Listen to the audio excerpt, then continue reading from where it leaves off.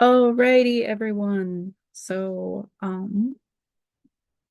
Happy final assignment. Yay! We're almost done. I can't believe it. I can't wait to see you guys at um the banquet on Friday and graduation on Saturday. I'm so excited. I hope you guys all are too. Um, so I'll get into the presentation. This is take two. See if it works. I'm going to be talking about trauma in the LGBTQ community, LGBTQ plus community.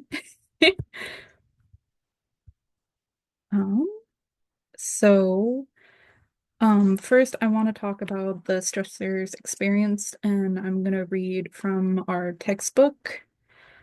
Um, I am so not going to butcher their name. But it starts with a G. So events such as witnessing discrimination and violence, either in person or through the media, compound the daily stressors of wondering if they will also become victims, hiding their sexual identities and relationships, deciding what to reveal and to whom, and working out legal and financial issues in relationships often not acknowledged by the workplace, family, and the legal system. So people in the LGBTQ plus community often face societal discrimination, discrimination from their religions, their families, um, their culture. They face stigmas and biases that have been around for a very, very long time. They face violence from these communities. And their families. Um, they witness discrimination towards their friends and their loved ones, and often experience sexual assault or assault, just for being part of the LGBTQ community. There we go. Let me say it right. Um, going. So nearly half, 48% of transgendered people report interpersonal discrimination. Um, Individuals are nearly four times more likely to experience violent assault, rape, or sexual assault, robbery, and aggravated or simple assault than their cisgendered heterosexual counterparts. And then they are also facing structural discrimination at local, state, and federal levels. This is meaning laws and policies not offering enough protection. You see this with a lot of victims of these kinds of this kind of violence. But it happens a lot to the LGBTQ community and those of color. Um, this article actually is very interesting because I found this on the VA website, and I just thought it was really interesting, and I loved it that they had this in here. Um, they also went on to describe cisgender, which I thought was great. Um, and it was just a very interesting read. They basically went into like how hard it is for the LGBTQ community because they face a lot of violence.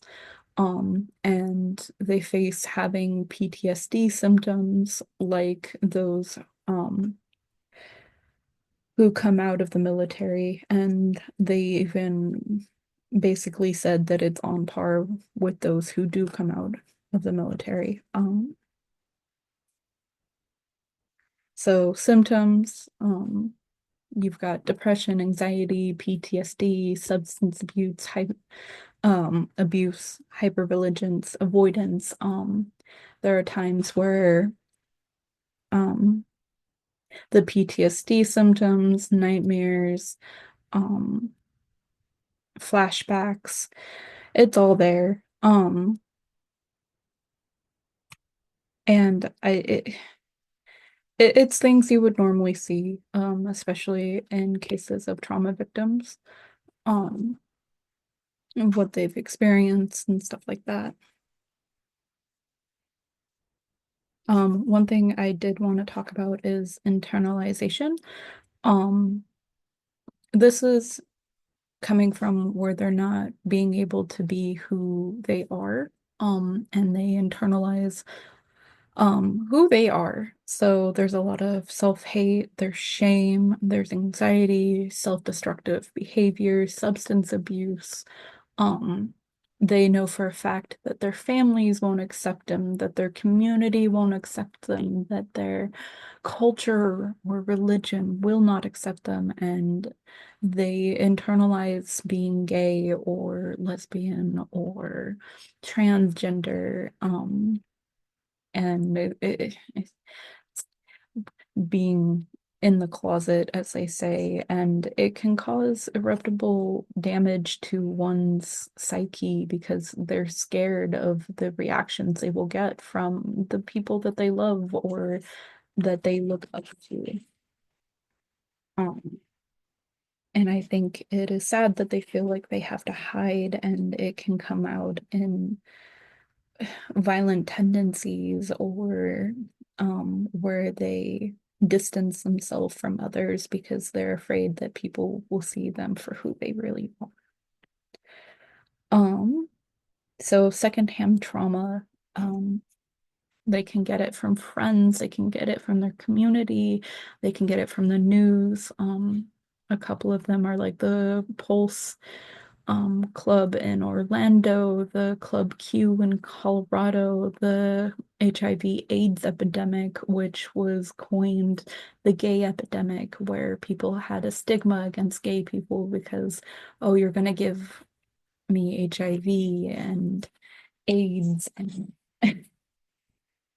which is not exactly how it happens, but I read an article from Dr. Nadal who talks about being called a slur word from someone, and he was with a friend and he kind of just ignored it. And he talks about how this has happened 100 times before, and it probably won't be the last time that he's ever been called it. And that his friend called him the next day and was like, "Hey, how are you doing?" And they talked about it. And he talked about why he didn't stand up for himself, going like, what if this person turned violent? What if they had a gun, a knife? Um, and so he talked with his partner a little bit later and he tried to put it behind him, even though it still stung. It still hurt him a little bit. Um, and then a couple of days later, he woke up to on like a Sunday to the news broadcasting the shooting at the Club Q, killing 5 people and injuring 15 others.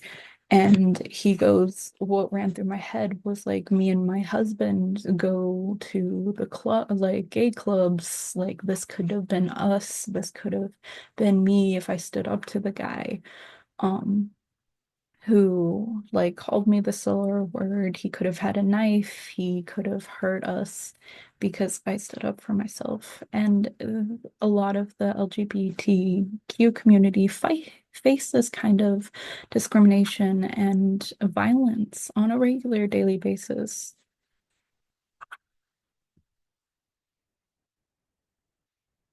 And then my last slide, I want to talk about the LGBTQ plus youth. I think we can't leave them out. And this was a great article. I didn't know if I was going to use it because it's basically a website for resources and books about youth and how to help them through this time period in their lives and if they are a part of the LGBTQ community. So the quote reads, lesbian, gay, bisexual, transgender, and queer questioning LGBTQ youth experience trauma at higher rates than their straight peers. Common traumas experienced by these youth include bullying, harassment, traumatic loss, intimate partner violence, physical and sexual abuse, and traumatic forms of social stigma, biases, and rejection. They're already going through a hard enough time period, like high school, middle school, the learning and trying to figure out who you are is already hard enough. They are trying to grow and figure out who they want to be, and they're going to wear many hats, but throw in being part of the LGBTQ community or thinking that you might, like you face a lot of stigmas and biases and face bullying and harassment, and a lot of them don't come out in high school or feel like they're safe enough to come out in high school because they face discrimination from their peers, from their family, from their church, from their communities. Um, like if they're a part of like an athletic club. Um, and I think that isn't right. I feel like it should be a safe space for everyone and a safe space for them to grow and learn and who they are. They might not even be truly a part of this community, but they're questioning whether or not they are, and that's okay. And I feel like we should give them room to grow and explore. And I have one experience in my life where my friend in the Girl Scout troop I was in came out as lesbian and was kicked out of her church. And it irreparably damaged her faith in God and in the church because they kicked her out because she liked women. Um, and called her and told her that she was going to hell, and she was 15, 16. A pivotal time in her growth, and it was disheartening to see. And she struggled with her faith and still struggles with her faith. And I think that that is what a lot of people face and a lot of children face. So these kids are facing grown up issues at a young age just because of who who who they love or who they think they want to date and explore. So I think we should give them a chance to and just grow and love who they want to love. And here are my references. I read through a lot of articles. So yeah, if you want to look at a lot of them are very interesting. One of the ones I did want to talk about was the Trevor Project. They're a lifeline and a hotline for the LGBTQ community youth. And they do a lot of trauma and suicide watch. So if you guys want to check that